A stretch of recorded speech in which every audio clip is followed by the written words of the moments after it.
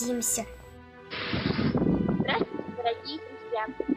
Сегодня я, Валерия Желовецкая, расскажу вам о своем героическом прадеде. Садриддин Абдулмудин Садриддинович родился 15 июня 1910 года в Давлекановском районе деревни Бик-Кармалый, Республики Башкортостан. Когда началась Великая Отечественная война, ему было 31 год. Оставив жену с 2 детьми, он ушел на фронт из этого дома. Битвы под Таганрогом имели для Красной Армии большое значение. Русские города не сдают.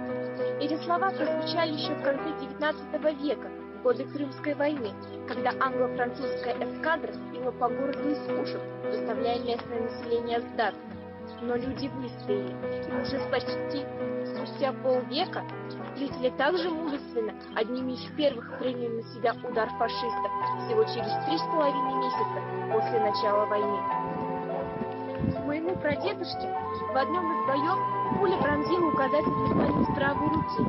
Палец висел на лоскутке кожи, и чтобы облегчить себе боль, прадед отрубил этот лоскут штыковой лопатой, после чего попал в госпиталь и, закончив лечение, в 1942 году был отправлен в Крым.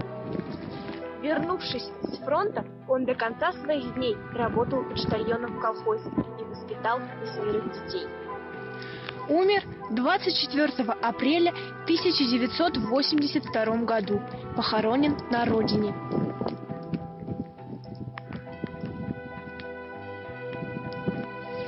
Это все, что я знаю о своем героическом прадеде. Но стоит добавить, что по словам моего дедушки, который родился в 1945 году, прадед также был участником Финской войны.